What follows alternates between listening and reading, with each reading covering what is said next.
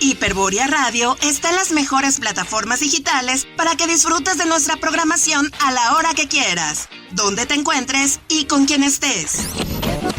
Escúchanos en Spotify, Apple Podcast, iHeartRadio, Amazon Music, Google Podcast, Deezer y Spreaker. Hiperborea Radio, un lugar para ti y tus plataformas digitales.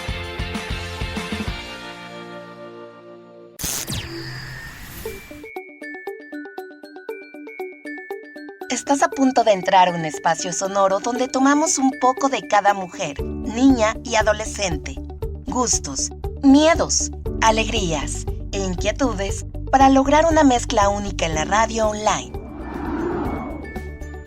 A lo largo de estos minutos queremos inspirarte y hacerte saber que no estás sola.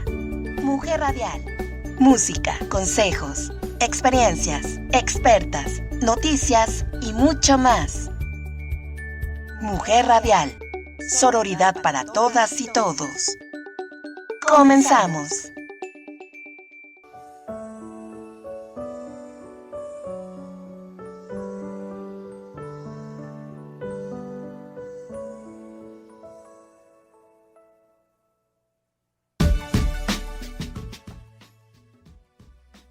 Yo nací bajo un cielo de cal, donde la sombra era cada vez más, luna menguante y la noche sitiaba su propio espejismo. Ese lugar no era lo que se dice un vergel, y sin embargo mi abuela y mi madre, cuando madre y cuando niña, alcanzaron los racimos maduros de tanto tiempo que esperaron bajo el portal. Ante mí, en cambio, un día se abrió el suelo de la casa. Allí brotaron uno por uno los males que no alcancé a nombrar a tiempo. En el pecho esa prisa maldita, un dolor de piedra en la espalda, un infinito miedo a lo finito, como una sombra que va siempre adelante, y una voz que cortaba tan amarga lo que antes era mi alimento. Por eso escondo ese pueblo y oculto su paz de polvo. Ahora que en esta rabia recomienzo una cosecha, vuelven a mí las sombras prolongadas del desierto, y en sueños se desgrana un racimo ácido de insomnio, y un constante ¿por qué? Como en sordina. Este es un poema de Dana Geninas, poeta, editora y traductora mexicana.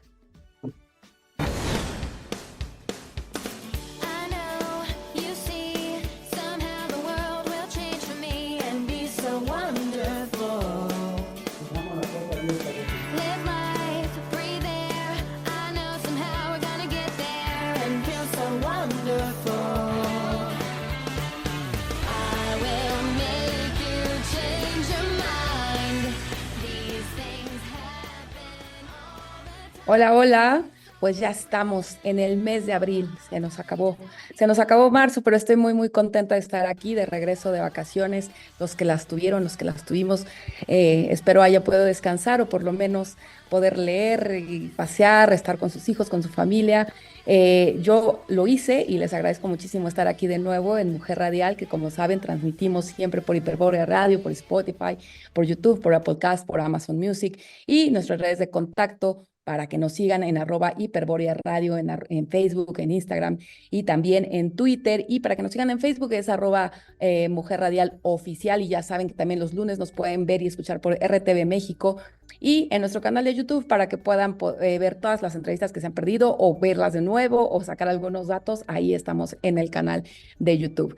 Y como siempre, ya saben, a mí me da muchísimo gusto también poder estar compartiendo canciones que escogen en nuestra producción y que a veces lo hacemos como un homenaje o como coyuntura, y en esta ocasión pues no queremos dejar de paso, aunque hoy no vamos a hablar en específico del tema, quizá la próxima semana, pero pues de esta polémica que ha desatado el documental Quiet on Set, en donde se reúnen algunos testimonios de actrices, actores, escritores, directores que, bueno, revelaron haber sido abusados al interior de este canal muy conocido llamado Nickelodeon, ¿no? Entonces vamos a estar escuchando música que sale de ahí, como siempre tratamos de estar en la coyuntura y que nos digan qué opinan de este tema. Yo creo que próximamente estaremos hablando con especialistas sobre él. Y hoy en específico, empezamos con este poema que a mí en lo personal me gusta mucho, se llama Ciudad de Cal y justamente es de nuestra primera invitada de hoy, que de verdad para mí es un orgullo y todo un reto poder entrevistarla. Ella, como escucharon, ella es Dana Geninas, nació en Monclova y ella es editora, es poeta, es escritora y la verdad es que me encanta porque sobre todo es una apasionada de lo que hace. Apenas empecé yo a conocer su trabajo y se los recomiendo ampliamente y vamos a tener el gran orgullo y honor de poder hablar con ella. Y también tenemos a otra mujer sumamente talentosa que extrañamente hace poco la escuché y ahora tengo el orgullo también de entrevistarla. Ella es Ana Gabriela Fernández. Ella es una pianista cubana, mexicana, yo diría que ya más mexicana también. Y bueno, vamos a estar hablando con ella de todas, de su obra y de los planes que tiene, pero de verdad no se pueden perder estas entrevistas. Y por supuesto, la recomendación del día, que hoy vamos a hablar de una obra de teatro. Así que, sin más, y para no perder el tiempo, comenzamos.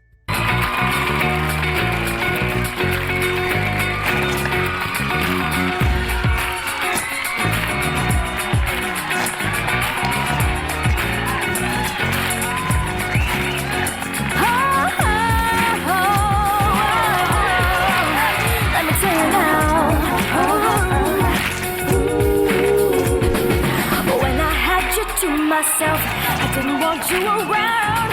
Those pretty faces always made you stand out in a crowd. But someone picked you from the bunch. One glance was all it took. Pues como lo dijimos, ya está con nosotros Dana Gelinas y bueno, de verdad estamos muy contentos por lograr que nos haya abierto un tiempo en su agenda. Ella es una coahuilense, lo digo porque creo y por eso me tomé el atrevimiento de leer Ciudad de Cal, porque bueno, creo que uno es muy importante hablar de la tierra de donde viene, entonces hay que situar de dónde viene Dana y por qué todo su trabajo. Ella recibió el Premio Nacional de Poesía de Tijuana en 2004, el Premio Nacional de Poesía de Aguascalientes 2006, ha escrito libros como Bajo un cielo de cal, Poliéster, Altos hornos, Boxers, Los trajes nuevos del emperador y en 2024, o sea, ya apenas en este año, está publicando Incitato epigramas sobre Trump. Bajo la editorial de Dark Light, en edición bilingüe, tiene español e inglés, y tiene 3 antologías personales: Aves del Paraíso, Hábitat, Mediodía Blanco. Y bueno, pues la verdad es que para mí, como lo dije, es un orgullo y es un reto porque Dana es una persona sumamente culta y ella está aquí con nosotros para hablarnos, además de su más reciente libro. Me da también todo el gusto que vamos a poder escuchar de su propia voz algunos poemas, que eso, bueno, a mí me emociona muchísimo. Y pues, sin más, ¿cómo estás, Dana? Muchísimo gusto y muchas gracias por estar acá. No, muchas gracias por invitarme, muy a gusto con ustedes. No sé si todos somos, ¿cómo se dice? ¿Dónde transcurrió tu infancia? Yo escribí acerca del desierto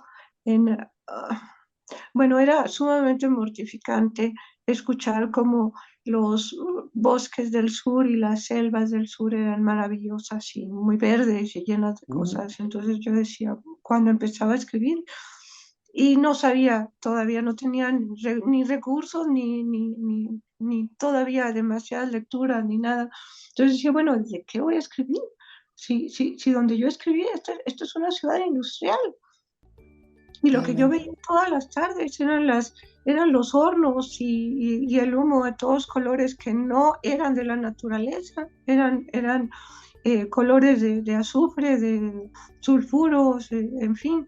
Entonces, bien, mucho tiempo después aprendí que realmente tu paisaje puede ser un paisaje industrial.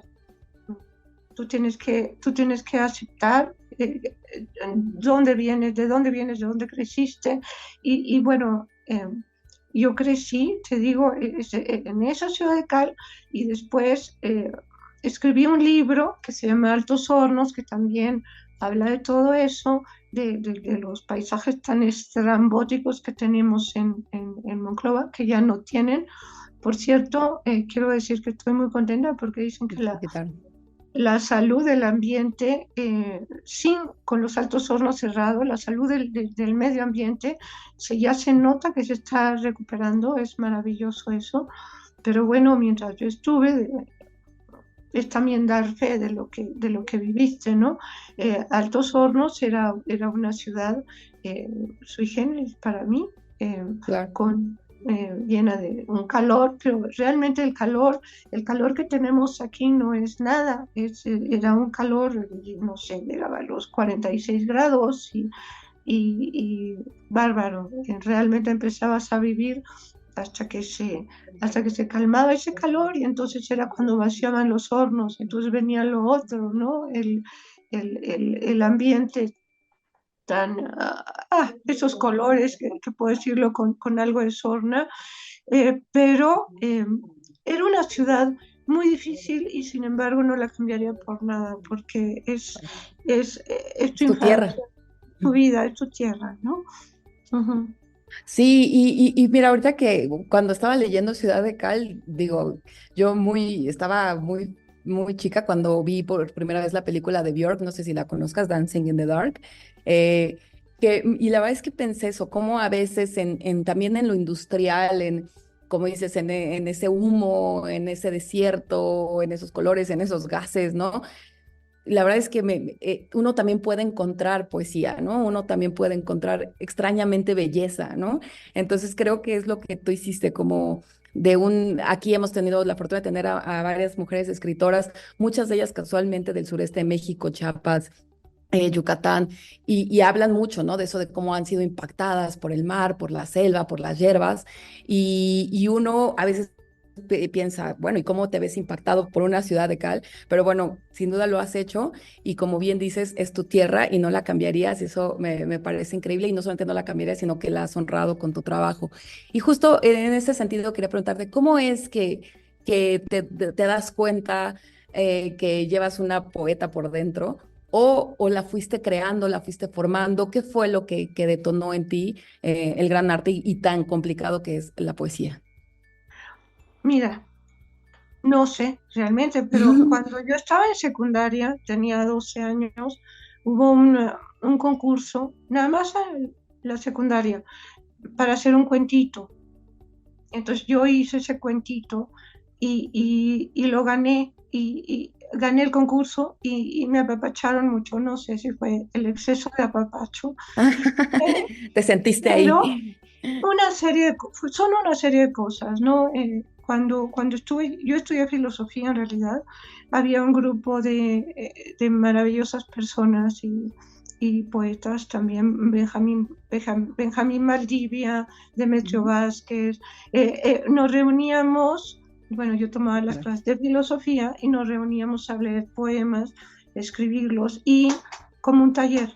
Era un taller sin horario y nada más, ahí en la Mm. cafetería, en el patio de la escuela.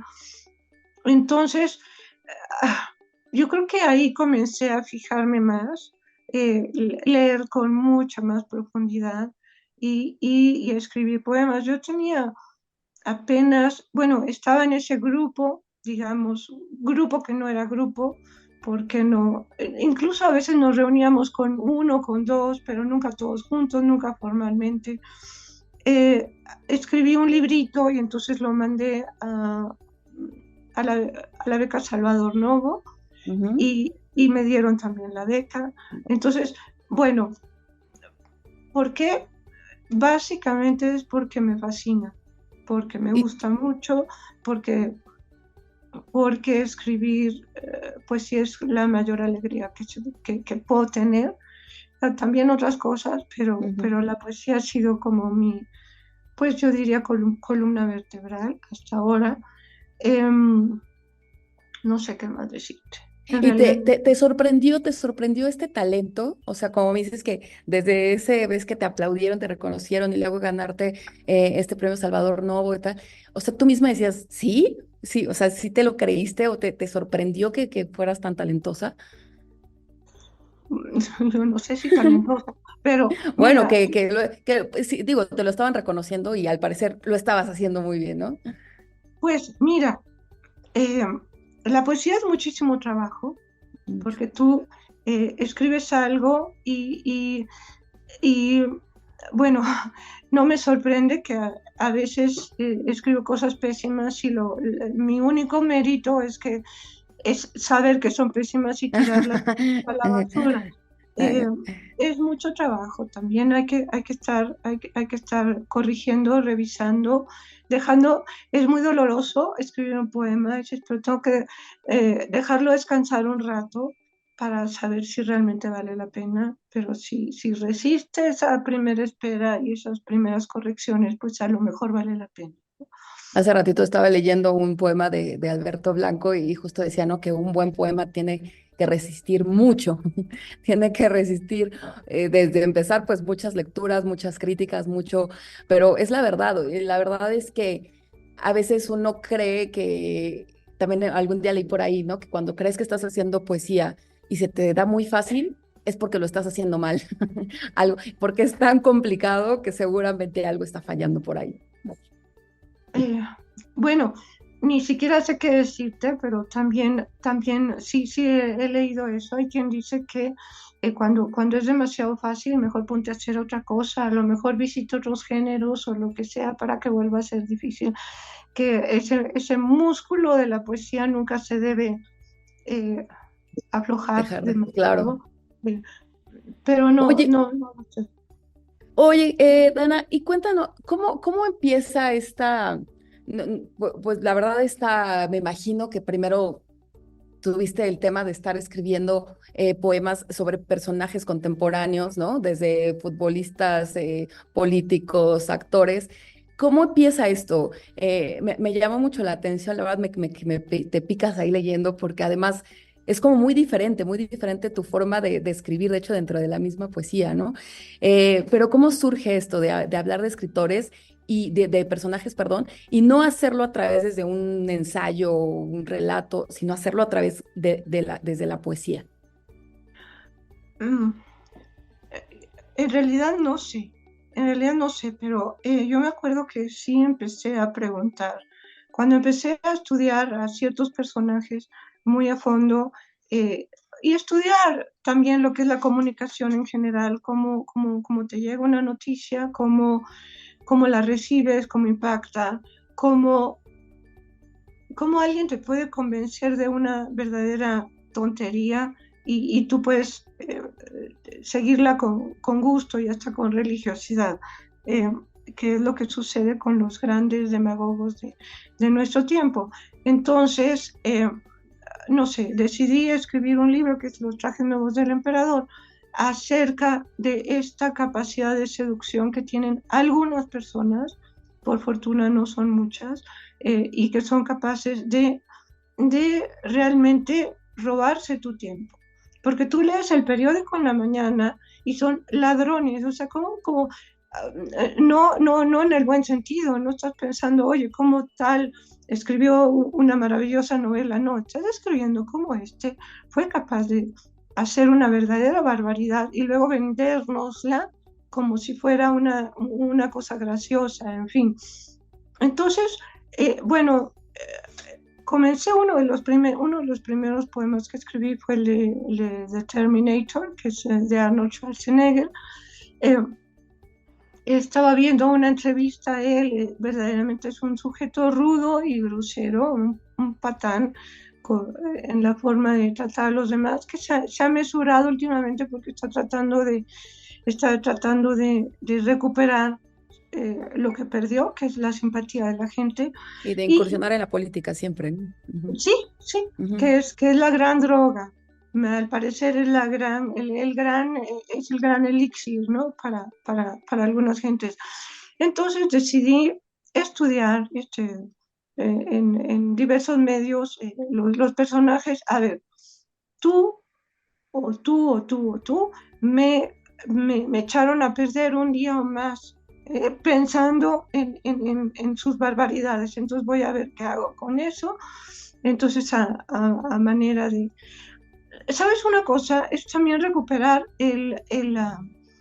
la capacidad de los, ya no somos lectores, somos los lectores de periódicos, las personas que recibimos las noticias, es tratar de recuperar esa capacidad de reacción, porque pareciera Totalmente. que tenemos que tragarnos todo, ¿no? Todo lo que sucede cada día. Entonces es como un ejercicio al revés que me gustaría que hiciera muchísima gente. y que lo está haciéndolo muchísima gente, ¿no? En el caso de Trump, por ejemplo, eh, los, los periodistas, bueno, decían, es que estamos enfermos de recibir tantas mentiras. Por ejemplo, los fact-checkers, que son las personas que checan cuántas mentiras dice un presidente de la República en Estados Unidos, no dormían. Verdaderamente se estaban volviendo locos. Y es algo que no dijo una o dos, no dijeron uno o dos periodistas sensibles, que lo dijeron muchísimos periodistas y que tienen ese trabajo, ¿no? Entonces, decían los fact-checkers de Trump, decían, pero es que cómo es posible, todos los presidentes mienten, a veces. A veces es un error, a veces la memoria te traiciona, a veces estás pensando en otra cosa y a veces quieres mentir. Pero Trump mentía, no sé, 20 veces más todos los días y nosotros recibíamos esa información. Entonces, bueno, acerca de este libro que escribí, que está recién salidito de la imprenta, Incitato, son los epigramas sobre Trump, es acerca de Si eso. lo tienes por ahí, si lo tienes por ahí enseñándolo. Es que además la La, portada. la portada, sí, la capacidad de, de Trump para mentir es pasmosa, porque, porque además, conforme iba mintiendo, tenía cada vez más adeptos y cada vez más mejor rating, etcétera, ¿no? Entonces, bueno, eh, Trump no forma parte de los trajes nuevos del emperador cuando apenas era, ¿te acuerdas que dirigía aquel programa donde Ujú, corría a todo mundo una sí, de vez? negocios, ¿no? De Shark, ajá, algo de los negocios No me emprendedores. acuerdo cómo Ujú. se llama. Entonces, este otro libro es acerca de su presidencia.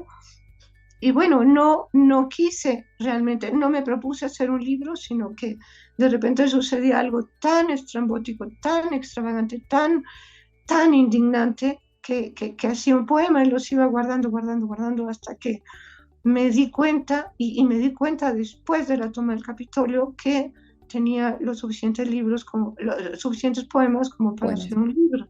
Ujú. Sí, Dana, y esto que decías ahorita es que, perdón, pero sí me quería detener porque es súper, súper importante tema y me encantaría que volteara la mayor parte de la gente a los ojos a esto. Esto que decías como ladrones, justo ahorita yo estaba leyendo un texto muy interesante sobre la economía de la atención, ¿no? Cómo, pues las redes sociales, bueno, sí, TikTok, Instagram, todo el mundo está ahí luchando y los grandes cracks ahora de la comunicación por robar nuestra atención, ¿no? Y yo decía, qué impresionante porque hacen un dineral con nuestra atención, nos roban nuestra atención, la gran mayoría, como dices, no en una gran obra literaria, no en una pieza de música, no, nos roban la atención, la verdad, perdón que lo diga, pero a mi consideración, la mayoría de las veces en cosas absurdas o tontas o que no te sirven, tú esa atención te la quitas a ti mismo, dejas tú mismo de producir, de hacer tu propia riqueza y peor aún, dejas de estar con tu familia, con tus hijos, con tu pareja, de estarle prestando atención a las cosas sí importantes. Y al final lo que tú estás haciendo me encanta porque es darle una vuelta desde el fondo, una gran ironía, porque también hay cosas que no podemos dejar de pasar dentro de esas tonterías, ¿no? Dentro de esta. Creo que Trump, el fenómeno Trump, y que tú lo proyectas muy bien, es un fenómeno que nos ha arrastrado mundialmente de vivir en un mundo de ficción y de gente farsante que sabemos que son farsantes y los seguimos, ¿no? Como dices, todos sabemos o sea, perdón, pero creo que hasta los seguidores de Trump saben que está mintiendo, saben que está diciendo cosas a veces absurdas, pero a veces horrorosas, a veces de miedo, como esta frase que se aventó en un inicio cuando decía que él podía salir a balacear en la primera avenida y aún la gente podría seguir votando por él. Y creo que ahora hacemos eso en las redes, en todas partes, no importa, o sea, no importa qué tanto nos mientan, pero que lo hagan bien y que se genere como una tendencia y montarte en esto y tú darle esta vuelta. Me gustaría que nos leyeras alguno no sé si quisieras alguno de los poemas de este libro para que la gente entienda qué es lo que haces, si no conocen tu obra, qué es lo que haces para darle esta vuelta a este cinismo de la mentira y de la ficción que viene en Estados Unidos, pero que ha penetrado a todo el mundo.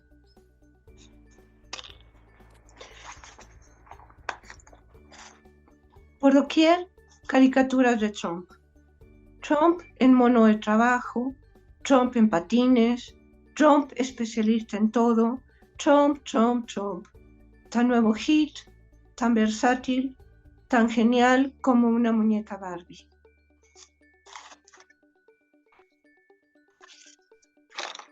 Bien, y como esta es una reflexión acerca de este fenómeno brutal, para el que sí ha sido un genio Trump, que es poner de moda otra vez el fascismo y la conversación sobre el fascismo, por fortuna, pero el fascismo en la práctica, que como se dice, sí, el fascismo es para los bobos, pero para la gente más tonta de este planeta, pero de repente la gente más tonta de este planeta es el 51% y no el 51% y no el 49%.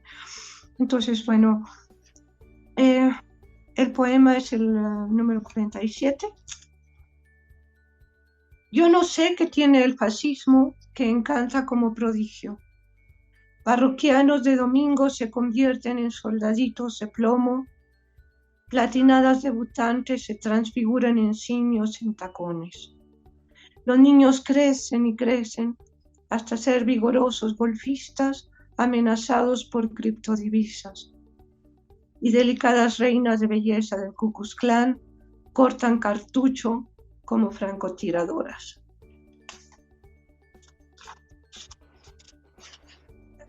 Bien, el poema número 48. Los clanes que viajaron juntos entre la nebulosa del tiempo, las viejas familias, ahora pelean a muerte.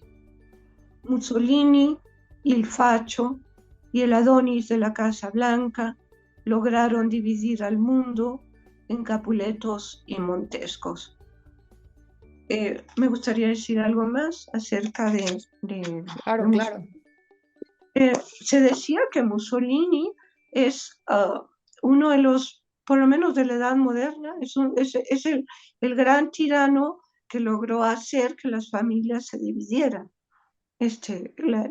Las familias, adentro, en Italia, la mujer contra el hijo, el padre contra la mujer, los hijos, qué sé yo, se llegaron a odiar. Ya, además, por cosas religiosas, se llegaron a dividir por Mussolini. Es impresionante cómo la derecha puede llegar a puede contra las instituciones fundamentales que es la familia. Entonces, esto es muy, muy profundo. Lo mismo sucedió con Trump, porque por más que tengas gente escandalosa en cualquier lugar, divorcios, balazos, en fin, las muertes que provocó Trump, porque si consideramos lo de la pandemia, la forma en que trató la pandemia fue verdaderamente inhumana. Inhumana. Se cree que hay probablemente alrededor de 1 millón de muertos por causa de la forma en que Trump trató la pandemia. Si una semana antes, ya ves que la exposición es geométrica, si una semana antes hubiera reconocido que había que hacer algo, se habrían salvado probablemente 1 millón de vidas. Entonces, bueno, la cosa es eso, que en manos de tiranos esté la historia del mundo, ¿no? O sea, que esta gente sea como dices, quien está regresando y no sé si sea el 51%, el 55% o el 60%, pero a mí lo que sí me preocupa, Dana, y creo que compartimos absolutamente esa preocupación, es que nos estamos dando cuenta de los Mussolinis y de los fascistas y demás de closet, o sea, que cuando creíamos, por lo menos de este lado del mundo, en América, que el progresismo, que una izquierda un poco más real podría emerger, nos damos cuenta que pues no, sigue siendo el conservadurismo, la religiosidad, el fanatismo, y la verdad es que es muy peligroso, o sea, es muy peligroso lo que está pasando, y por lo que te digo, porque ahora sí que yo no sé, y esta es una pregunta que quisiera hacerte antes de que empecemos a concluir. ¿Tú qué crees? O sea, ¿qué crees que está pasando? Ahora sí que primero el huevo o la gallina. Son estos personajes tiranos que están como arriba, irrigando toda esta forma de ser totalmente ególatra, lo que decíamos, de falsedades, o es al revés. Realmente en el mundo la mayor parte de la gente a lo mejor es así y encuentran en estos líderes como pues sus ecos de decir, pues esto es lo que yo pensaba, pero era como incorrectamente decirlo, ¿no? Pero ahora sí tenemos al hombre, uno de los hombres más poderosos del mundo diciéndolo, ¿por qué no lo voy a hacer yo? ¿Por qué no voy a salir y a matar y a odiar a los migrantes y a destruir el medio ambiente? Que yo sé que ese es un tema que te apasiona evidentemente por de dónde vienes y que Trump le ha dado en la torre a todas las medidas ambientales hasta a punto de salirse del Acuerdo de París. Entonces, ¿qué crees que sea antes? ¿Qué crees? ¿Estamos proyectando quienes realmente somos en elegir a estos líderes o es viceversa? ¿Son estos líderes los que están cambiando el rumbo del mundo? Ah, bueno, yo lo que creo es que incluso los críticos más acérrimos de Trump siempre decían, lo que pasa es que todos estos sentimientos ya estaban ahí, ¿no? En la gente, pero de una forma más discreta, más latente. Lo que hizo Trump fue decir, sí se puede, ¿no? Como quien dice, destapar la caja de Pandora. Pandora y es muy fácil, ¿no? Decían de Milosevic ¿te acuerdas? Que decía que él lo que hizo, lo único que hizo es con una varita remover el odio de la serpiente y la serpiente ya estaba ahí. En fin, creo que es muy fácil desde el poder incitar a la violencia, pero también creo que Trump llegó en un momento eh, espléndido para él. Manejaba como nadie las redes sociales, no sé, hace 30 años, no sé cómo lo hubiera hecho, o se las hubiera ingeniado para tener, no sé, libros, que tenía libros, ¿no? De superación personal, habría, se habría ido por la industria librera o no sé. Creo que los medios le ayudaron muchísimo a Trump, pero creo que fue absolutamente permisivo, incluso sabía muy bien, podía manejar ese bullying, esa permisividad para que todos fueran violentos con todos y hacer crecer a a Sí, hacer crecer ese monstruo que quizá todos a llevamos por dentro. ese monstruo Sí. que ya está ahí, pero que estaba más bajo control. Ya, o sea, entrar al Capitolio me parece que fue como la frontera, ¿no? Como para ellos transgredir la nuestra no, ¿verdad? Pero fue ir Claro. más allá. Era impensable, absolutamente impensable. E hicieron una fiesta en el Capitolio. Y bueno, ¿qué te puedo decir? Yo creo que sí, Trump dio permiso y sabía cómo dar permiso de una manera muy eficaz. Sí, totalmente. Pues Dana, la verdad es que me gustaría platicar de mil cosas contigo y sobre todo porque estamos bueno, a nada de que sean de nuevo las elecciones también en Estados Unidos y bueno, la verdad es que literal, de que te vibre el corazón y de tener miedo de lo que pueda venir. Hablábamos ahorita fuera del aire de si va a ganar o no. Lamentablemente, bueno, las encuestas suelen apuntar a que sí. Me gustaría que dijeras un último mensaje respecto a esto, respecto a las elecciones que están de cara en Estados Unidos y también en nuestro país y todo esto que puede pasar con los fanatismos y con los mentirosos y con los fascistas y musolinistas, que nos digas pues un breve comentario a lo que va a venir, tú qué esperas, qué esperarías que pasara en el mundo humanamente para que no dejáramos llegar a este tipo de líderes y para concluir, si nos puedes leer otro poema y no sé, vas a tener la presentación de este libro en la Ciudad de México o en alguna ciudad de nuestro país o en Estados Unidos para estar atentos. Bueno, ya he hecho alguna presentación. Ujú. Una fue con la Universidad de Texas en el, ah, te debo el nombre, en el Vale, no me acuerdo cómo se llama, con Elvia Ardalani, hicimos una presentación, pero fue digital, no lo sé todavía, pero por lo pronto Lo no podemos sé, adquirir en Amazon, ¿verdad? De manera digital. Ujú. en Amazon, sí. Por lo pronto me gustaría decir que espero con fe casi religiosa que alguien en alguna parte le tenga preparado a Trump otro caso espectacular para que eh, las elecciones se definan de otra manera. Espero eh, desesperadamente en la inteligencia de los demócratas para que esto se logre o de algún ciudadano o ciudadana eh, que estén guardando algo, ¿no? Por lo demás, bueno, me gustaría leer un poema breve, ¿verdad? Sí, no, güey, el que tú gustes, al que quisieras más compartirnos y sobre todo, más allá de más de la inteligencia de los demócratas, de verdad, sí creo fielmente en el arte, creo fielmente en el arte que puede tocar lo más humano de todos. Entonces, pues yo de verdad te lo agradezco a nombre de mucha gente que tú hagas este tipo de trabajos porque estoy segura que si gente lee tu libro va a entender cosas que no ha entendido y podemos ser estos pequeños, grandes difusores de un mensaje distinto, ¿no? Que logren acabar con este odio, con esta política de violencia, de, como dices, de separación, incluso dentro de las propias familias.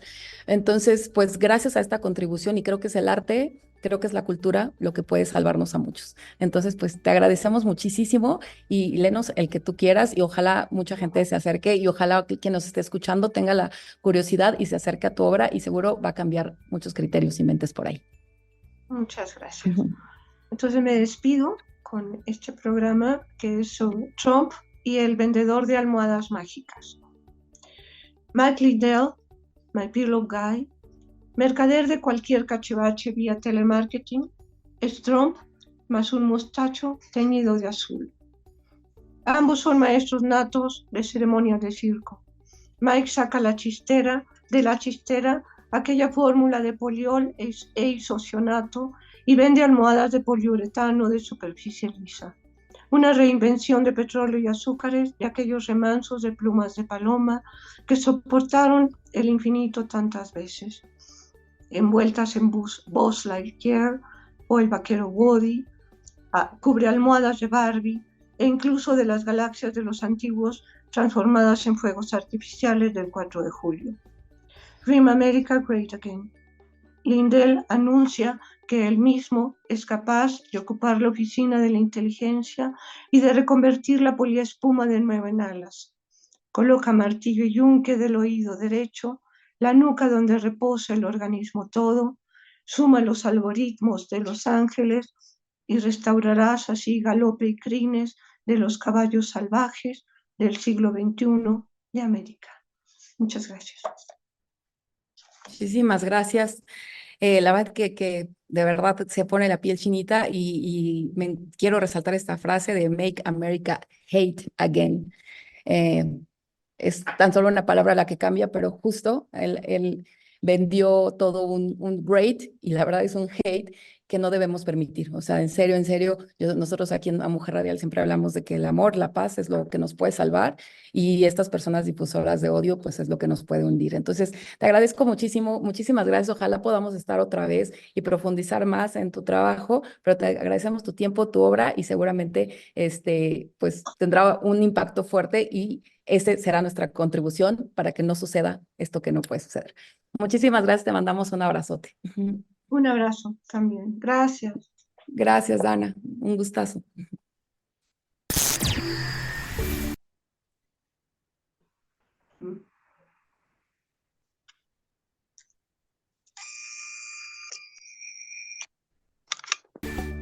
Ana Paola Lara te espera en todas sus redes para que juntas y juntos opinen, comenten y compartan. Síguela en Instagram, @AnaPaoLP81, Twitter, @AnaLaraPaz y Facebook, @AnaPaolaLaraPaz. También encuéntranos como @MujerRadialOficial. En un momento regresamos.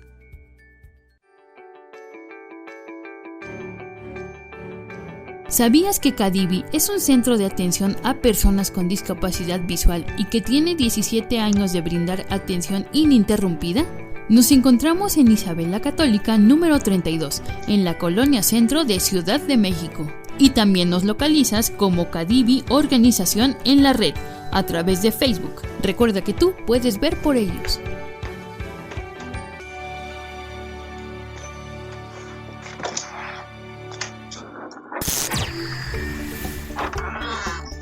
Mujer Radial es tu espacio. Si eres emprendedora, músico, estás en un movimiento o solo quieres hacerte escuchar, ponte en contacto con nosotros vía correo mujerradial@gmail.com, WhatsApp 5514 3745 55, Facebook @Mujer Radial Oficial. Continuamos.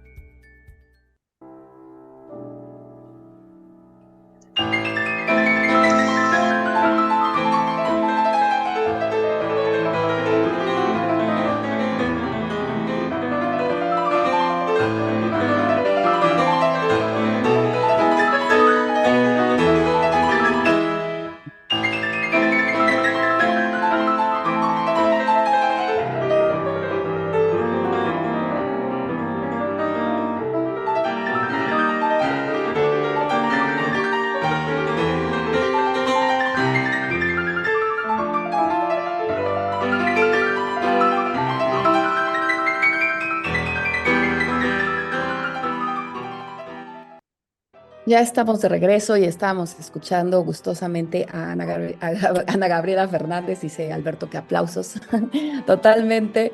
Sí, bueno, y nos da muchísimo gusto que la podamos escuchar y que además esté aquí con nosotros para tener una entrevista que de verdad tenía muchas ganas de hacerlo. Ella es cubana, pero la verdad yo también pienso que ella es mexicana, nació allá, pero lleva mucho tiempo ya acá. Es graduada de maestría y doctorado con mención honorífica en la UNAM. Ha tomado clases magistrales con Evelyn Bancart, André Watts, Lilia Silverstein, muchos más. Tuvo su debut a los 6 años de edad y su primera presentación fue con la Orquesta Sinfónica Nacional de Cuba a los 10 años, nada más. Ha obtenido diversos premios en certámenes nacionales e internacionales, ha realizado numerosos recitales y conciertos en Cuba, Estados Unidos, Canadá, México. Se ha presentado junto a la OJUEM, Orquesta Sinfónica de Aguascalientes, la Filarmónica de la Ciudad de México, la Orquesta Sinfónica Nacional, la Orquesta Sinfónica del Estado de México, la Filarmónica de la UNAM. Estuvo hace poco en Jalapa y ahora va a estar también en Guadalajara. Ahorita vamos a hablar de ello. Bueno, ¿qué les digo? La verdad es que luego hay gente que me dice, ¿para qué leen todo esto? Pero es que de verdad no, es inevitable no admirarse con esta trayectoria. Y Ana, me da todo el gusto tenerte aquí. Te digo que vengo llegando a Guanajuato, a San Miguel de Allende. Hicimos 4 horas de carretera y nos aventamos tus conciertos, mis hijos, mi esposo, mi amiga y yo, y estábamos muy contentos. Así que nos da muchísimo gusto tenerte aquí, poderte platicar. Súper bienvenida, Ana. ¿Cómo estás? Ay, muchísimas gracias por la invitación. Perdón que me hayan salido antes de la reunión, pero es que estaba así como que tratando de ver todo, porque no soy troglodita cibernética, aunque no lo crean. Entonces, conectarme a una reunión de Zoom es todo una cosa tremenda. Pero agradezco mucho la invitación, agradezco mucho que me abran este espacio para poder platicar sobre, pues, sobre música, por lo que he dedicado, lo que llevo de vida. Y pues agradezco mucho que escuchen las cosas que hago, ¿no? Eso para mí es el mayor aliciente, ¿no? De lo que estoy haciendo con mi trabajo, ¿no? Ay, Ana, pues no, evidentemente debes de tener tantas cosas en tu cerebro que ya lo que menos importa es la tecnología. No, yo siempre digo, hay que hacer economía del conocimiento y la verdad es que es impresionante. Te he escuchado aparte en varias entrevistas que además eres una super lectora. Justo ahorita que hablábamos con Dana, sé que te gusta mucho la poesía.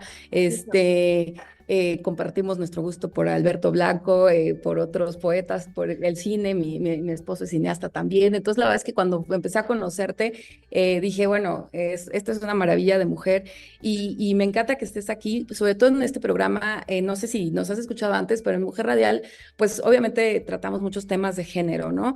Sin duda, el tema de ser mujer, lo querramos aceptar o haya sectores que no quieran aceptarlo, pues sigue siendo aún en la actualidad un tema complicado, el simple hecho de haber nacido mujer.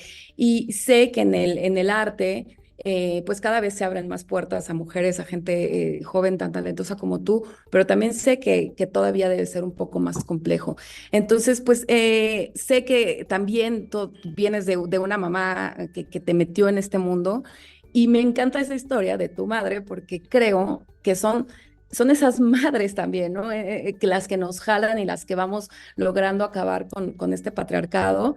Entonces quisiera que me contaras un poco para empezar como a intimar esta relación con tu mamá y cómo es que la sigues y cómo es que gracias a ella vas explotando tu gran talento que es ser pianista y si ha sido tu inspiración, tu maestra, y me encanta este tema de las mamás, las abuelas y toda esta descendencia que va formando grandes mujeres como tú.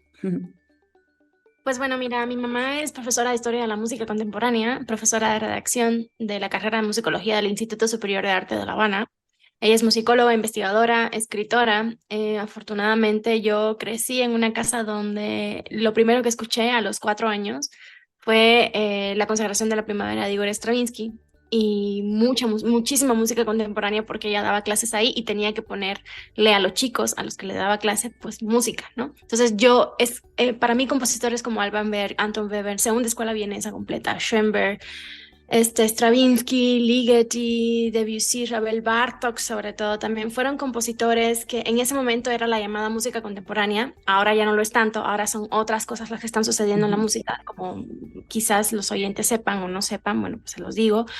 Pero en ese momento a mí me llamó mucho la atención ese mundo que estaba descubriendo y mi amor por la música contemporánea, que creo que estaba muy presente desde la confección de cualquier programa que yo haga, ¿no? A la hora de tocar o lo que yo quiera investigar o lo que yo quiera ver, fue desde ese seno materno, ¿no? Desde esa intuición maternal que ella tuvo de poner música y de que me acercara yo a ese tipo de esas corrientes maravillosas del llamado siglo XX, de principios del siglo XX.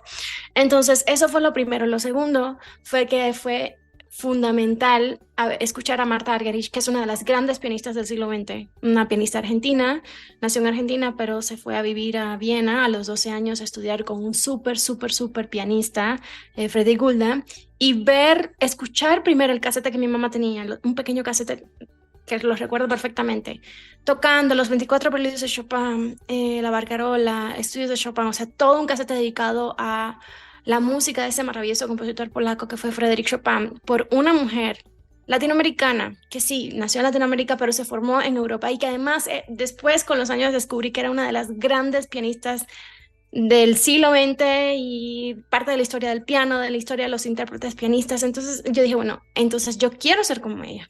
Entonces así comenzó mi mundo en esta carrera tan bella, muy difícil, muy compleja, pero muy bella. Y yo creo que esos fueron los dos elementos fundamentales por los cuales mi mamá son parte fundamental de mi inicio en la música. Ella es musicóloga, pero los musicólogos tienen que saber tocar un instrumento y su instrumento era el piano. Entonces había un piano en casa, un piano pequeño, vertical, en el cual yo iba y jugaba. Y pues a los 6 años abrieron las pruebas de aptitudes en la Escuela Nacional de Arte de La Habana. Y en Cuba hay 3 carreras de instrumentos musicales que son las llamadas carreras largas, que pertenecen a 3 instrumentos: violonchelo, violín y piano. Entonces, a los 6 años, cada año se abren pruebas de aptitudes para estos 3 instrumentos que empiezan a los 6 años. Entonces, a los 6 años se debe empezar a estudiar estos instrumentos. Yo fui y quedé en los 3 instrumentos, pero al final me decidí por el piano.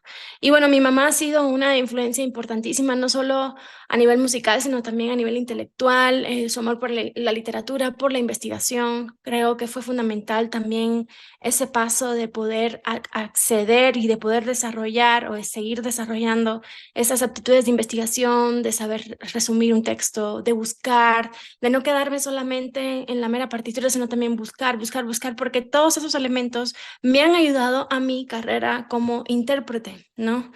Y pues nada, creo que todavía, bueno, afortunadamente todavía seguimos siendo muy cercanas, es una gran inspiración para mí. Y pues cualquier cualquier duda que tenga, pues obviamente voy hacia ella y siempre va a haber un consejo que me va a ayudar a tomar la decisión correcta, ¿no?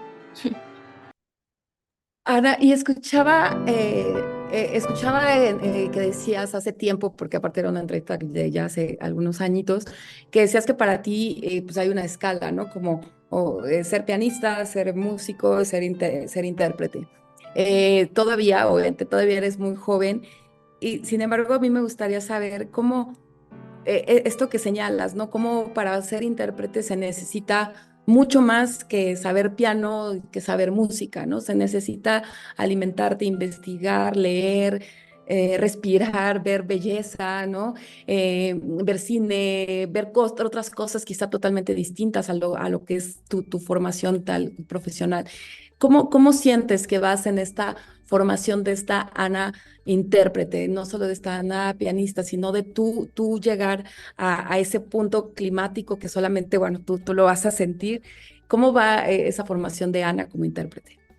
Pues mira, yo creo que es toda una vida de aprendizaje. Creo que afortunadamente los intérpretes podemos tocar música hasta que seamos muy grandes y creo que cada año uno aprende algo distinto, ¿no? O sea, si a mí me hubieran dicho cuando tenía 10 años que la literatura estaba muy relacionada con la música, pues me hubiera ahorrado un montón de dolores de cabeza, pero eso vino con el tiempo, eso vino con el paso del tiempo y descubrir esa fascinación que empecé a desarrollar por las piezas musicales que tenían elementos extramusicales como piezas basadas en libros como el Fausto de Goethe o piezas basadas no sé, en los tres poemas de Aloysius Bertrand, el Gaspar de la Nuit, o piezas basadas en una exposición, como es el caso de los cuadros de una exposición de Modest Mussorgsky, o otras cosas que han venido, sobre todo mucha música contemporánea. Yo me hubiera ahorrado muchos dolores de cabeza como te dije.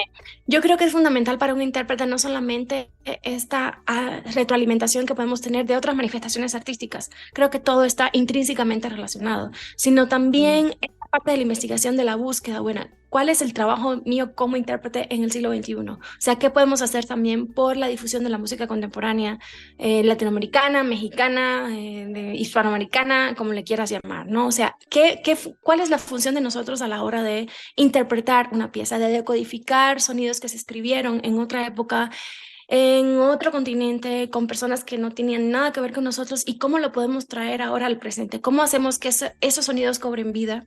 Y cómo nos relacionamos con la partitura, el compositor y con el público también. Creo que el oyente es un factor fundamental para crear este círculo, esta aura perfecta que digo, que me gusta hablar de esta manera, ¿no? Ahora, una cosa para mí es interpretar una pieza de un compositor de la historia de la música universal como Franz Liszt o de Ravel o Bartók, de un compositor que ya no vive. Y otra cosa muy diferente para mí es la co-creación con los compositores vivos mexicanos o latinoamericanos. Y creo que la comunicación cambia completamente. Cuando estás, digamos, colaborando con un compositor moderno, mexicano o de nuestra región, el resultado es diferente a cuando estás decodificando sonidos de otra época y de otro tiempo, de otro compositor. Entonces, para mí sí ha sido muy fundamental, o sea, tratar de unificar o tratar de crear, digamos, un discurso narrativo, porque para mí hacer un programa es un tipo de narración. Un tipo de narración con sonidos. Estás contando una historia, no con palabras, pero con sonidos. Entonces, sí ha sido muy importante tender puentes de conexión y diálogos entre compositores de nuestra región con compositores de Francia, por ejemplo, o compositores húngaros.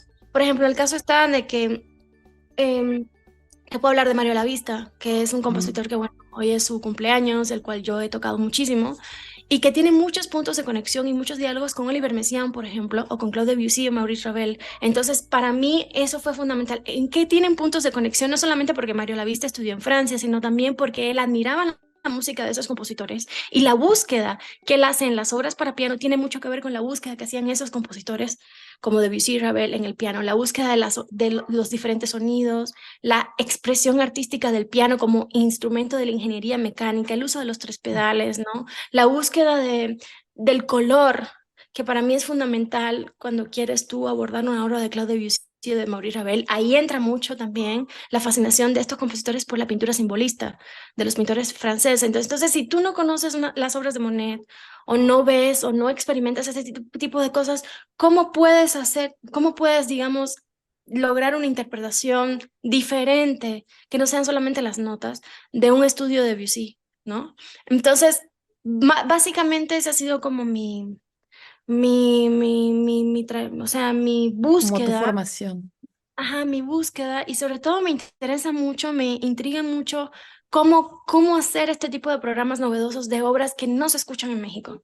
Entonces, por ejemplo, yo hice el estreno de los 12 estudios de Debussy en un festival blanco y negro Mm. y lo combiné con obras de Mario Lavista.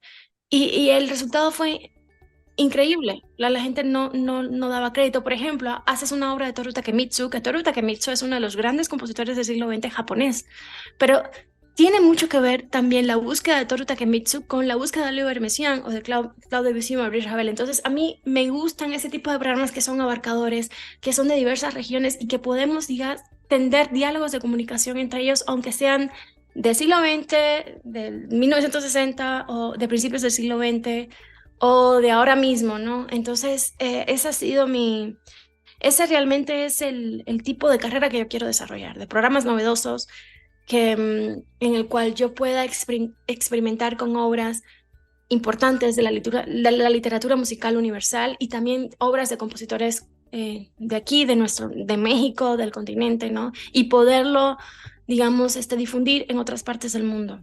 Ujú. Ana, decías ahorita este tema justo, ¿no? De la co-creación, que a mí la verdad me causa como muchísima curiosidad en el tema de la música clásica contemporánea, que es, mucha gente, la verdad, siempre lo decimos aquí, no tiene nada de malo no saber de muchos temas y es mejor empezar a hacer mil preguntas. Y a mí siempre me causa sensación que la gente siente que la música clásica es pues como antigua, ¿no? O sea, que ya no se genera nuevas creaciones, que ya no tenemos hoy en día un nuevo Chopin, un nuevo Schubert, ¿no? Y esta cuestión de, por ejemplo, conocer a gente tan joven como tú, pero tan talentosa, que además de que combinas o tienes este privilegio, además de conocer a grandes artistas en otro continente y de unir y de hacer programas distintos, como hacer un sincretismo musical, pero tú quieres crear, es también una misión tuya, crear una obra, o esto es como un punto y aparte. ¿Qué pasa con esta creación? ¿Se está haciendo mucha nueva música? ¿Qué pasa si existe también, esto te lo quería preguntar y lo meto ahí de refilón, si hay una crisis, no de porque creo que sin duda la creación siempre está ahí, y hay grandes artistas en todo el mundo, pero sí creo que a veces hay una crisis de lo que hablaba hace rato con Dana, de tanta información, tanta ficción, tanta tontería y tanta superficialidad, perdón que así lo diga, pero tanto reggaetón, tanta música mala, bueno, ni música, ¿no? Que a veces creo que nos creo un poco contaminados a todos, a todas, a todas, a todes. ¿Y cómo dirías esto? Está habiendo creación, pero está habiendo nueva música clásica contemporánea. ¿Y por qué no permea como otras músicas? ¿Por qué no permea? ¿Y por qué en México a lo mejor cuesta también tanto trabajo? Porque no es lo mismo hablar pues de Francia, de Holanda, de propio Japón, que de México, ¿no? Entonces, ¿cómo ves tú esto? En primera, si tú quieres crear, es parte de tu objetivo, y cómo crear en un país como este y en un mundo como este. Pues mira, yo creo que ser intérprete es suficientemente difícil como para uno tomarse la atribución de que uno es compositor. Para mí, yo veo un montón de gente que dice, yo soy compositor y pianista, bueno, qué padre, pero para mí ser un compositor es, o sea, eres un compositor, o sea, es casi como ser un escritor. Yo respeto demasiado a los escritores como para decir, no, pues yo escribo, o sea, sí, yo escribo textos sobre música, pero yo no soy escritora, yo soy una investigadora que hago algunos textos para letras libres, para Nexos, para la revista que se deje, ¿no? Para que también las personas se acerquen a ese tipo de música que lo que está sucediendo en la actualidad musical o de los temas que yo quiera, digamos, hablar y tratar de transmitirle a un público que no necesariamente es asiduo a las salas de concierto, porque hay de todo, y que puedan acercarse a la música que yo hago, o a la música clásica, académica, como quiera, como sea que quieras llamarle ahora. Eso por un lado. Yo no soy compositora, yo trabajo con compositores, soy intérprete, pero creo que sería un atrevimiento tremendo tomarme ese atributo, porque creo que ser compositor conlleva otro tipo de talento, otro tipo de cosas que yo no tengo desarrolladas. Uno. Segundo, creo que en parte la función de las instituciones a nivel cultural deberían hacer mucha más difusión de muchos eventos. A mí me ha tocado que voy a tocar en lugares, en instituciones de este país y hacen la difusión 3 días antes o el mismo día. Entonces no hay difusión y la gente que está viendo todo el tiempo las redes sociales, creo que las redes sociales son un factor de doble filo porque pudiera, o sea, bueno, independencia de cómo la uses, yo la uso para mostrar mi trabajo, pero desafortunadamente a muchas instituciones no le dan o sea, no hay, digamos, un seguimiento ad hoc a los eventos que hay. A mí me ha tocado hacerlo, te digo que por experiencia propia. Eso por un lado. Segundo, creo que hay que romper un poco con los espacios de las salas de concierto y también volcarse a otro lado. Por ejemplo, yo voy a tocar el 28 de abril en Polanco, en el evento de las Flores de Polanco, aquí en la Ciudad de México, y van a traer un piano a la calle, literal, y voy a tocar en la calle para las personas que pasen, entrada gratis, libre, entonces, y voy a tocar la misma música que toco en salas de concierto. Entonces, ese tipo de cosas, que las galerías se abran a hacer conciertos, ¿no? Las casas, los eventos privados, me ha tocado hacer conciertos en casas, ¿no? Y que las personas vayan y que escuchen la música. El aura que se crea en los conciertos en casa es muy diferente al aura que se crea en los teatros. No estoy demeritando la sala Nezahualcóyotl, ni estoy demeritando Música UNAM ni a Bellas Artes, pero siento que hay mucho más, tienen muchas herramientas para poder hacer muchas cosas y no las utilizan por falta de recursos, por falta de interés.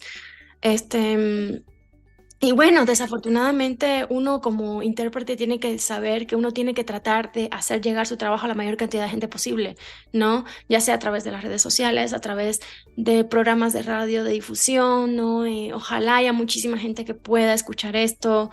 Yo no tengo o sea, mientras sea entrada libre, a mí me ha tocado dar conciertos en el Munal con entrada libre y simplemente la gente va, pero es el público del Munal. O sea, no va más allá. No hay un interés digamos, en la música que yo hago, porque muchas veces piensan, bueno, es que esa es música para gente grande, ¿no? Cuando realmente sí hay jóvenes, sobre todo los jóvenes que estamos dedicados a la música, que sí escuchamos música clásica, que sí tratamos por todos los medios de poder desarrollar nuestros talentos. Sé que hay muchas dificultades. A veces, los compositores jóvenes que veo sí están creando, sí hay una multiplicidad de lenguajes a nivel a nivel del siglo XXI, pero también yo siento que hay que ver al pasado. Si uno no estudia a esos grandes compositores o compositoras que hubo en el pasado, uno no puede hacer absolutamente nada. O sea, ¿dónde están las bases? Es como querer hacer un edificio y lo haces y la base, ¿dónde está?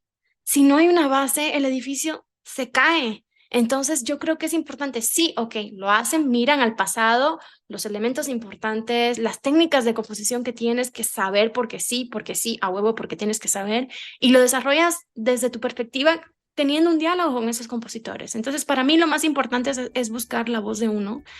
Eso creo que es algo con lo que los compositores tienen que lidiar, buscar su propio lenguaje. Hay gente que pasa años, años y años y años. Y en el caso de los intérpretes es buscar tu propio sonido. El trabajo en el sonido del piano es fundamental y es algo que me ha estado obsesionando mucho de un tiempo para acá.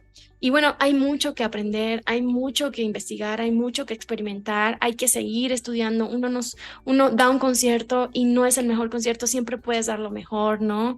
Y buscar, idear nuevos programas, tener sed de conocimiento, de leer esto, leer. Por ejemplo, yo ahora mismo estoy estudiando en el postdoctorado del Instituto de Filológicas de la UNAM, porque hice mi tesis de maestría y doctorado sobre un compositor español, Julián Orbón. Que por cierto mi mamá fue la que me introdujo a la figura de ese compositor y me he dado cuenta de que era un súper compositor. Me encantaría grabar toda la música para piano de él, que es muy poca. He dedicado mi tesis de maestría y doctorado a la mayor cantidad de obras para piano de él y ahora estoy dedicando mi tesis... Y de hecho obras inéditas casi, ¿no? Exactamente, he trabajado con los manuscritos y de hecho estoy terminando un libro sobre la obra de Julián Orbón, que me encantaría poder publicarlo, estoy en eso. Y además de eso estoy haciendo 2 textos que son parte del postdoctorado sobre la sonata para piano de Julián Orbón, que es una obra de grandes dimensiones literales, es una obra que dura 35 minutos de música y sencillamente he intentado programarla aquí y a las instituciones no les interesa. Entonces... Además si no es mexicano-español, ¿no? O sea, Estuvo de asistente del maestro Carlos Sí. Chávez, en el taller de composición, Ujú. años aquí. Fue maestro de Eduardo Mata, que por cierto Eduardo Mata le comisionó una obra estando dirigiendo la Orquesta Sinfónica de Dallas. Y o sea, es un gran compositor que debería tener un espacio y sencillamente no interesa.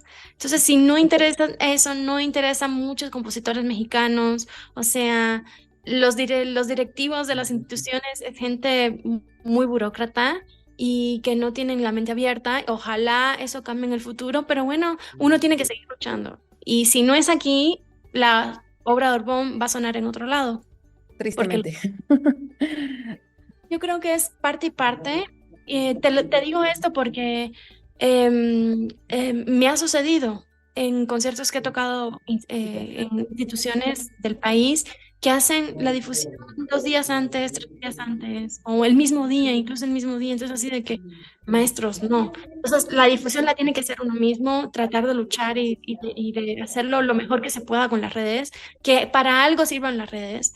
Yo veo honestamente, a nivel mundial, acabo de escribir un texto sobre Mauricio Pollini para Letras Libres, porque falleció el pasado sábado 23 de marzo. Ujú. Es un pianista que me hizo descubrir una maestra de piano que yo tenía en Cuba cuando tenía 10 años, y creo que es de los intérpretes que revolucionó la temporalidad con la música. ¿A qué me refiero con eso? Que no era solo un intérprete de Beethoven, Bach, Schumann, Schubert, sino también que se metió con la segunda escuela vienesa, se metió con obras de Pierre Boulez, con la música contemporánea en esa época que de verdad estaba luchando para ser escuchada, ¿no? Con las luchas sociales de la década del 60, con Luigi Nono, Pierre Boulez, Stockhausen, y empezó a experimentar este tipo de programas de, por ejemplo, la Hammerklavier de Beethoven con una segunda sonata, la segunda sonata de Pierre Boulez en la segunda parte, o obras de Anton Weber, o Stockhausen, o Luigi Nono. Entonces, yo creo que eso sí es fundamental. El trabajo del sonido que él tenía como gran pianista del siglo XX, pues era increíble. Y creo que lo que estamos viendo es una especie de desintegración de lo que queda de la edad de oro del piano, hasta mi punto de vista. Digo, yo no estoy diciendo que pianistas increíbles como Yuya Wang, Katia Winatishvili sí tocan increíble, pero no hay más nada después de eso. O sea, las ves y sí, pero no hay esa búsqueda poética que tiene que haber o que uno tiene que intentar tener o desarrollar, ¿no? A lo largo de la carrera. Y estoy viendo que sí es una desintegración de la edad de oro del piano, sí, de lo que queda, sí, definitivamente. ¿Es una desintegración que temes pudiera concluir en una extinción? Totalmente, ya no va a haber otra Marta Argerich, ya no va a haber otro Mauricio Pollini, ya no va a haber, pues obviamente, ¿qué te digo? Claudio Rauch, Richter, Glenn Gould, Emil Gilels, Pero ¿no? ¿y crees que está pasando por qué? Igual ahorita que lo hablábamos, como por una deshumanización, por una homogenización en la estupidez, porque ojalá nos homogenizáramos en otras cosas, pero ¿qué es lo que sientes? ¿Qué es lo que sientes? O sea, así, sí, ahora sí que de tu ronco pecho. ¿Cuál Pues es es que esa crisis que está dentro de la música? Y está dentro de la música porque está dentro de todo, o sea, dentro de la sociedad, dentro de los países, dentro de las naciones, dentro de la migración, dentro de la salud, dentro del medio ambiente, que tú cómo lo recibes ahí en la música. yo siento que permea la mediocridad, no sé por qué, creo que por ejemplo, estas pianistas que tuvieron la posibilidad de estudiar en lugares importantes, de que se supone que el nivel, o sea, que hay un desarrollo de un nivel profesional muy alto, como es el Curtis de Filadelfia, el Instituto Curtis, o no sé, o la Universidad de Viena, que son escuelas que no son fáciles de entrar, que tienen una tradición muy arraigada, o sea, de maestros, de maestros, de maestros que te enseñan de verdad, o sea, de verdad el arte de la interpretación, y sencillamente se dieron cuenta que podían ganar dinero fácil, y ahora lo que permea es la cuestión de la mercadotecnia. El problema no es que, o sea, las dos cosas no están peleadas, el problema es Mm. que ya se va más la importancia hacia otro lado, y lo más importante es la música, según lo que yo creo, ¿no? Hay pianistas que todavía siguen esta antigua tradición, como Lilia Silverstein, la conozco muy bien. es una gran pianista, Gabriela Montero también, la misma Marta Argerich, María Joao Pires, por favor, que tuve la posibilidad de estudiar con ella. Es gente que vive para la música, ¿no? Y pues nada, yo creo que siento que para mí lo más importante es la búsqueda y no dar nada por sentado en esta carrera. Sí. Creo que además la palabra que le das en el clavo, ¿no? O sea, la mediocridad y la falta de calidad incluso en nuestras propias vidas, o sea, en el día a día. Ahorita que te lo dije, no te lo dije, de mentira que veníamos escuchando, mi bebé tiene 1 año y medio, mi hijo tiene 9 años, y a veces los propios padres, así como podemos dar alimento basura, ¿no? Alimento basura para ingerir, el dar sonidos basura, el dar audiovisual basura, no te estás dando cuenta que igual así como un alimento lo va a intoxicar o lo va a deteriorar la salud, va a acabar con su físico, igual lo que escuchas, ¿no? Y creo que así como empezamos en la entrevista con el tema de tu madre, creo que es tan importante que luego la gente se pregunta, ay, pero es que ¿por qué mi hijo es así? ¿O por qué los humanos son así? Porque los papás nos hemos preocupado poco por alimentar en lo artístico, en lo cultural, en lo visual, en lo auditivo. Y entonces ahorita te decía esto porque veníamos escuchando una playlist que tiene mi hijo y le digo, oye, voy a ponerte a una chica que es súper talentosa y va a entrevistar y es pianista y le está empezando a estudiar piano hace 2 años y se lo puse y yo no le quise decir más y, a ver, pon otra, mamá, no, pero eso debe ser dificilísimo. Y entonces veíamos en una escena tus manos y entonces les comentaba que incluso, ¿no? Hasta la fuerza de los dedos, porque yo a veces lo veo a él como todavía tan pequeño y todavía no le alcanza el dedito, ¿no? Y pero imagínate ya esa conversación que sacamos, que si los dedos, que si la velocidad es virtuosa o no lo es, tal. Y entonces ya, o sea, ya tuvimos 2 horas de calidad platicando porque le di un alimento distinto de música distinta. Entonces, creo que y a lo que iba es no tener ese miedo de, ay, no, es que a mi hijo le va a aburrir. Es que a lo mejor te aburre a ti, ¿no? O sea, a lo mejor tú crees y a lo mejor tu hijo vas a despertar algo, emociones, sentimientos, cuando los ves así con las lagrimitas y me dice, como con Johan Johansson, ¿no? Y que me dice así de, uy, mamá, es muy triste esa música, ¿no? Pero déjala, ¿no? Pues sí, hay que experimentar en los sentimientos. Entonces, creo que es esta crisis de mediocridad, de calidad, que a veces, la verdad, tenemos la responsabilidad de que estamos educando en la mediocridad y en la no calidad de todo lo que consumimos.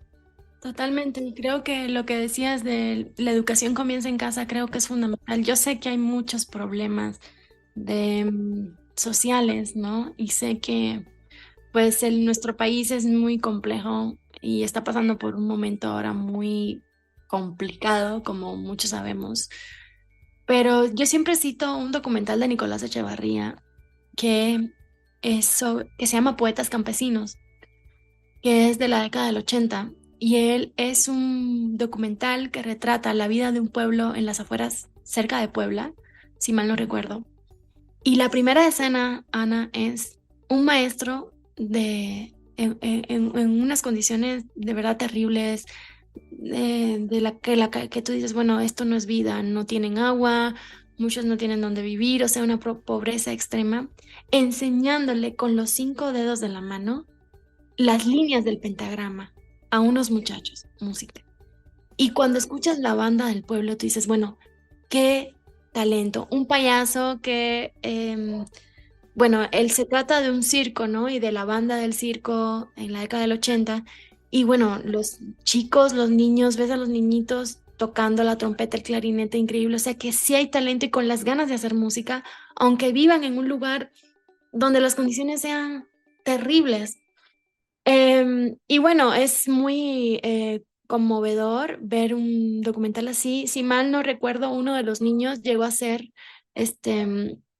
trompetista de la Orquesta Sinfónica de Chicago, uno de esos niños. Y bueno, sí, o sea, es como el amor por el arte, a pesar del modo de vida, de los problemas que tienen, pero el arte está a flor de piel. Entonces sí hay talento, el problema es cómo desarrollamos ese talento, ¿no? Que cuando las ganas están ahí, o sea, sí se puede, aunque es tremendamente difícil. También hay una serie de elementos que no tienen que ver con el talento ni con las ganas. La suerte, o sea, hay muchas cosas que son Los adyacentes. contactos, ¿no? El mundo en el que... Ujú. Exactamente, pero es un es un elemento que me llamó mucho la atención cuando vi el documental y dije, "Ah, pues mira, y ese niño es trompetista uno de los niños Claro. llegó a ser trompetista de la Orquesta Sinfónica de Chicago. Esa es una historia bellísima de éxito, de lograr tus sueños, pero esa escena, esa primera escena que para mí fue tremenda, de como extranjera, cuando llegué aquí a México, que no sabía mucho del país, y encontrarme con una obra como esa, dije, bueno, o sea, qué pasa en los pueblos? Y así como ese pueblo, hay muchísimos En pueblos. todos. Entonces, Y en aparte en fin, un México, en un país tan musical como el nuestro, de origen, o sea, de origen totalmente, y que haces instrumentos hasta con estas vasijitas. Ahorita que comentabas esto, bueno, mi esposo estaba trabajando en un tema del Canal 22 y veíamos un programa que lo rescató porque le conmovió, en serio, nos conmovió hasta las lágrimas, de justo este ejercicio con el que señalas en la sierra en Guerrero, y cómo un maestro saca su trompeta y empieza a tocar y se escuchan otras trompetas en otras partes de la montaña, y entonces empiezan a generar una melodía juntos. No, no, no, un viaje. Gente sin zapatos, literal en la sierra, a lo mejor literal hasta con hambre, pero sonriendo de cómo se tocan, como tal, y de verdad, lo decía en la entrevista anterior, soy una total creyente de que la cultura es de las cosas que nos puede salvar, nos puede salvar de todo esto que estamos viviendo. totalmente somos un país de artistas, de escultores, de ceramistas. Bueno, recuerdo muy bien mi ida al Museo de Antropología, que fue una experiencia tremenda porque entras a las salas de las diferentes culturas y tú dices, bueno, es que, a ver, ¿cómo hacían eso? O sea, de verdad, la maestría era enorme, es Totalmente. Es enorme todavía. Entonces, por mucha más razón, yo creo que pues las instituciones culturales deberían tener más apoyo y bueno, a ver qué sucede, pero sí siento Y que lo decías ahorita, lo decías sutilmente, pero sí lo quiero recalcar, que decías que a veces por falta de interés. Yo la verdad es que creo que a veces no solo es falta de interés, Ana, la verdad es que está gente ahí que no tiene que estar ahí, que no por mala onda, pero no tienen los conocimientos. Si tú no conoces, o sea, para amar algo tienes que conocerlo. Y entonces no lo conocen, no les interesa porque simplemente no saben, no están. Entonces yo creo que, bueno, ojalá, estamos a punto también de una elección acá. Ojalá se le diera vital importancia a esto. Por ejemplo, la conocemos a la Secretaria de Cultura. Es una mujer que de verdad es muy sensible, pero desgraciadamente, pues esa es como la cúspide, y luego viene tanta gente abajo que, como dices, son cargos burocráticos que no les está interesando nada, ni llegar ni a los niños, ni a los pueblos, ni a quien más lo necesita, ¿no? Entonces, bueno, creo que es una oportunidad este cambio de gobierno que vamos a tener para que abran los ojos y les caiga el 20 del poder que puede tener la cultura para salvarnos. Y como dices, por ejemplo, en estos ejercicios que vas a tener en Polanco, pues que a veces, pues también los grandes capitales, a veces la gente también estamos, los que somos medio anticapitalistas en contra de esto, pero bueno, que también los grandes capitales sirvan de algo, ¿no? Y que estas marcas volteen. Por último, también quería comentarte que viendo tu Instagram vi que, bueno, creo que siempre te ha gustado la moda discreta, y me gusta que también te estás agarrando de esto. Veía ahí que tuviste algo con Dior, demás, que de verdad, o sea, tú utilizarlos, ¿no? O sea, me tú dieron, utilizar esas marcas para hacer llegar tu arte y me- tu... pues me dieron trabajo cuando ninguna institución me la daba. Entonces, yo pude hacer la música que yo hago en un evento en el Museo Caluz, por cierto. 1 hora y media de música, tanto música Wow. contemporánea como música universal. Y tuvo una gran acogida cuando realmente no había absolutamente nada del año pasado de que yo mandaba programas y ninguna institución le interesaba. Entonces, la verdad se los agradezco mucho porque son personas que me están dando trabajo y aprecian la música, o por lo menos estoy tratando de que escuchen esta música y de que vean qué tipo de música se está haciendo a nivel clásico, contemporáneo, como le quieras llamar. Y no está peleada una cosa con otra. O sea, para Claro. mí más discreto, lo uso lo más discreto que puedo porque para mí la música es lo más importante, y si ellos pueden tener este acercamiento con este tipo de música y las revistas, estas revistas que lee muchísima gente que son de moda y quizás algún otro tipo de asuntos, y puedan tener una parte, un apartado de música, de la música que estamos haciendo. Por ejemplo, me sacaron un texto en Harper Bazaar sobre los Wow. conciertos casa. Entonces, para mí eso fue de que, ok, no tuvo cabida en una revista que yo pensaba que iba a tener cabida, que les interesaría, pero bueno, tuvo cabida en Harper Bazaar y lo leyó muchísima gente. Y lo leyó más gente, seguramente. Entonces, es una problemática que está sucediendo. O sea, no les interesan las instituciones hacer conciertos, o no hay dinero, o no sé qué chingados está pasando. Bueno, entonces los conciertos en casa puede ser una opción, ¿no? O sea, se crea otro tipo de conectividad con las personas. Puedes hacer la música que quieres, la misma música que haces en un auditorio la puedes hacer ahí. Y pues, la verdad, honestamente, es una tradición de toda una vida que no se había retomado porque las salas de concierto empezaron a explotar y pues Claro. hay que va a las salas de concierto, pero es algo que está ahí y que creo que es fundamental que se retome ahora con todo lo que está pasando con las instituciones. Entonces, no solamente ahora, sino que sea algo que con lo cual uno pueda seguir, digamos, yendo y conectando a las personas con la música. O sea, las personas que viven en el barrio pueden ir. O sea, es otro tipo de ambiente, otro tipo de divulgación, otro tipo digamos, de conexión con el público, que creo que es fundamental. O sea, yo he experimentado las dos y la conexión que se crea con el oyente es completamente diferente. Entonces, agradezco muchísimo a la editora de Harper Bazaar, Ana María José, que me dio espacio ahí, que mucha gente lo pudo leer. Entonces, yo creo que mientras más yo me diversifique, ok, quieren un evento con Dior, un evento con Dolce Gabbana, y que se toque la música que yo hago, mientras sea algo que a mí me guste y yo lo haga, pues lo voy a hacer con muchísimo gusto. Y mientras las personas que estén ahí escuchen la música que yo haga y que pueda acercarlos a este tipo de creaciones, pues bienvenido será. Claro, y de verdad, y no quiero dejar de decirte esto, que yo te agradezco infinitamente porque en Mujer Radial la verdad es que yo por X o Z tengo como reportera, como yogi, como muchas cosas, tengo acceso a personalidades a veces y les he pedido a veces que si nos regalan un tiempo para una entrevista y lo primero que me preguntan es, ¿cuántos miles de followers tienes? ¿No? Y tal, y de repente dices, ¿cómo? Pero si lo que yo quería es hablar de tu arte o de tu obra o de tu activismo, pero ya no importa, ¿no? O sea, ya es así, bueno, pero ¿cuántos followers me va a dar esto? Pero si no me vas a pagar, ¿cuánta exposición voy a tener? Dices, bueno, no te importa que quizá escuches a una, dos o a cinco personas, que como ahorita hablaba con Dana, que lean tu libro y logren que no votemos por Trump, que te escuchemos y que digamos, vamos a impulsar y vamos a hacer que las instituciones cambien. O sea, aunque sea una o dos personas, no sabes a veces lo que vas a mover, ¿no? O que vas a cambiarle la vida a alguien. Tú nunca sabes quién te está escuchando. O sea, Así es.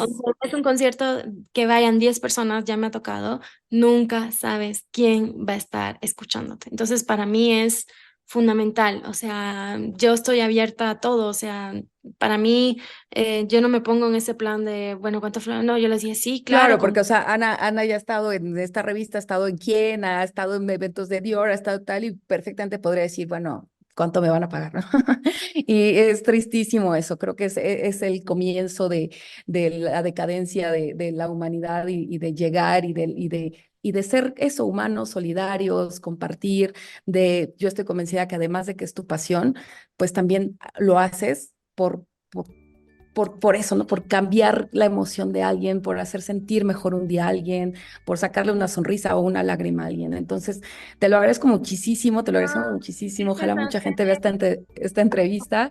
Y por favor, dinos, sé que pronto va a estar en Guadalajara, sé que también vas a andar por aquí en Guanajuato, y tus redes para si alguien pues no puede asistir, sobre todo que también queremos llegar a muchas personas con alguna discapacidad, a veces es difícil la movilidad, pero que puedan escuchar tus conciertos por tu canal de YouTube. Dinos todos tus próximas fechas y tus redes y formas de llegar a ti. Bueno, la próxima fecha que voy a tener es la próxima semana, el 9 de abril a las 7 de la noche en el auditorio Pedro Arrupe de la Universidad ITESO de Guadalajara. La entrada es libre, o sea, con previo registro. Los datos están en mis redes sociales, pero igual si quieres te los hago llegar a través para que la gente solo se tiene que registrar y ya la entrada es gratis y además de eso es un auditorio de 850 personas. Entonces va a haber mucho espacio. Y bueno, son obras dedicadas a dos figuras fundamentales de la ópera, Richard Wagner y Giuseppe Verdi, contemporáneos, que tampoco se querían mucho, pero para mí era fundamental hacer este programa de transcripciones de Franz Liszt, porque son las llamadas paráfrasis, ¿no? Y bueno, también para abondar este tipo de repertorio de transcripciones de óperas, no solo de óperas, sino de algunas áreas también que son fundamentales y poder tener este acercamiento con el piano, aunque sean obras originalmente hechas para orquesta sinfónica, ¿no? Que es lo que es para lo que están escritas originalmente. El otro concierto que tendré va a ser el 19 de abril en León, en el Teatro Bicentenario. El viernes 19 de abril a las 8 de la noche en el Teatro Estudio del Teatro Bicentenario Roberto Plasencia Celdaña, si mal no recuerdo. Igual los boletos ya están a la venta a través de una liga en Ticketmaster y también en la taquilla. Me daría muchísimo gusto verlos por ahí. Es el mismo programa, pero es un programa muy bello, con obras como Tristán y Isolda, La canción de las hilanderas, El Miserere del trovador de Giuseppe Verdi. Es un programa muy difícil en el que he estado trabajando hace Tú como muchos meses. solista. Ajá, recital Ok. sola. Ujú, ujú. Y bueno, el evento que voy a tener en la Ciudad de México va a ser el 28 de abril por el Festival de las Flores que se hace en Polanco y me contactaron porque tenían muchas ganas de que yo hiciera un recital en la calle y les dije con muchísimo gusto, eso es entrada libre para las personas que quieran ir, a los que pasen, que se queden, que vayan, va a ser en la calle Julio Verne, Ujú. celebrando como la llegada de un año de una pastelería que se llama La Durée, que es francesa. Va a ser un recital de música francesa con obras de Debussy, Ravel, Eric Satie, también un compositor mexicano como Joaquín Gutiérrez Heras, que tenía cierta influencia con los compositores franceses. También quise meter como cosas mexicanas también. Entonces va a ser como de Francia a México, básicamente. Y Y en la calle, qué reto. Seguramente vas a vibrar la energía de la gente, qué increíble. ojalá, es Ujú. la primera vez que toco en la calle, pero creo que eventos como este tipo puede ayudar a que más personas escuchen la música que hago y que se acerquen, porque pues ya me ven ahí, pueden ir a una sala de concierto y pueden tener curiosidad de buscar de otras cosas, ¿no? En Música UNAM o en Bellas Artes, ¿no? Claro. Y bueno, va a ser el 28 de abril, más o menos a la hora del atardecer, en cuanto tengan los datos bien, porque me tienen que enviar todo el desmadre de flyer y todo. Ujú. Sí, no los pasas, por favor. Es una colaboración con Hot Book, que es una revista. Apenas la estoy conociendo bien. Y pues nada, espero que puedan ir. Es entrada libre. Y pues por ahora, pues eso, ¿no? En puerta. Muchísimas gracias, Ana. Nada más dinos tus redes y ya te dejamos ir. Bueno, Instagram, @Ana Gabriela Fedes, Ujú. FDEZ. YouTube, Ana Gabriela Fernández, piano. Pueden buscarme así, me va a aparecer. Twitter, @Tempo de Ravel. Y ¿Sí? Facebook, Ana Gabriela Fernández. Y, Ahí y está. textos estos de los artículos que publicas en revistas, estos también los podemos encontrar en tus Sí, redes, en ¿sí? mis redes completamente. Escribo para Letras Libres, escribo para Nexos, para Harper Bazaar, cuando se deja, pues para quien se deje, la verdad. Pero básicamente estoy en Nexos y en Letras Libres y próximamente empezaré una especie de podcast con Carmen Aristegui, hablar Mi sobre ex música. jefa. Estamos trabajando en eso y pues a ver si se da, espero que sí. Es un podcast Ah, qué de increíble. 2 minutos, 3 minutos de video al mes, pero creo que también puede ser una ayuda para que mucha gente escuche, ¿no? Totalmente. Entonces, pues bueno, ahí estaré, más o menos. Pues Ana, de verdad te agradecemos todos, Alberto, Tania, toda la producción de IG Radio, que hayas estado aquí con nosotros, un orgullo, un honor. Gracias. Sin duda vamos a seguir, por supuesto, tu obra. Yo espero verte ahí el 28 de abril. Ay, Estaba a punto de lanzarme a León, veo si lo logro, pero si no, yo te agradezco muchísimo y que hagas esto por ahora tanto que lo necesitamos. El mundo necesita mujeres como tú, de verdad. Muchísimas gracias. gracias por su tiempo y hasta la próxima. Hasta la próxima. Bye. Esta es la recomendación de la semana en Mujer Radial. Listo, pues regresamos con esta recomendación que bueno, después de los libros de Dana y la música de Ana, pues qué mejor que mejores recomendaciones que esto. Pero bueno, yo te tenía preparados esta obra de teatro que acabo de ir a ver, que está bastante polémico el tema, se llama Requiem, la obra está en el Foro Shakespeare y va a estar hasta mayo, entonces pues tienen varios fines de semana para verlo. Está, como les digo, el propio Shakespeare del 15 de marzo al 4 de mayo. Solamente es un diálogo entre los actores Mónica Huerta y Alberto Estrella, ya bastante desconocidos. Sin embargo, la verdad es que actores que si bien se han hecho famosos, no han perdido esta esencia de ser actores de teatro, de estar en contacto con el público. Y es una obra que me llama mucho la atención porque habla sobre la pena de muerte infantil. Afortunadamente, la pena de muerte cada vez se está volviendo más en el mundo y la infantil me parece que ya solamente existe tristemente en algunos países árabes. Pero más que el tema como tal, lo importante es lo que hablábamos ahorita, el tema de qué educación le estamos dando a nuestros hijos e hijas. Yo sé que es las que nos escuchen, los que nos escuchen que tengan hijos, estarás de acuerdo conmigo, Tania, que nada como tener a cargo unas viditas, una vidita, y como lo decíamos ahorita con Ana, tú sabes si lo contaminas, si lo intoxicas, si lo destruyes, o si lo nutres, si lo alimentas y lo haces una persona, un humano de bien, que aporte algo al mundo, empezando por amor, por generosidad, por nobleza, ¿no? Entonces, es importante, no quiero espolear más, pero sí, todo el tiempo insistir aquí, y en Mujer Radial lo hacemos todo el tiempo, esta gran responsabilidad que es ser papá, que es ser mamá, que es ser tío, que es ser tía, porque a veces se materna y se paterna sin necesidad de tener hijos biológicos. Entonces, pues yo les dejo esta obra que la verdad no está nada cara, es bastante accesible. Como decía Ana, la verdad es que hay arte, hay cultura bastante accesible en este país. Entonces está los jueves, los viernes y los sábados ahí en el Foro Shakespeare. Ojalá se animen a ir ahí, que nos comenten, porque sí está como polémico el tema y aparte se da el diálogo entre una abogada y un sacerdote. Entonces, hay aparte una abogada norteamericana, un sacerdote norteamericano, que tienen ahí sus dilemas éticos, morales, filosóficos, bastante interesantes. Y pues yo les dejo esta recomendación, Requiem, además de la música, por supuesto, la gran interpretación de Ana en el piano y el libro de Dana de Trump, estos poemas que de verdad no se pueden perder, los leen una y otra vez y se quedan así de cierto, qué buena forma de reflejar a este terrible personaje del mundo. Así que yo les dejo un abrazo, les agradezco muchísimo, por supuesto, que nos hayan escuchado nuevamente y estamos ya de regreso, así que la próxima semana también nos escuchamos aquí en Mujer Radial. Yo soy Ana Paola Lara y les mando un abrazo. Por ahora llegamos al final de Mujer Radial. Puedes encontrar el programa en YouTube, Spotify, además de Hiperbórea Radio, iHeartRadio y RTV México. Mujer Radial, sororidad para todas y todos.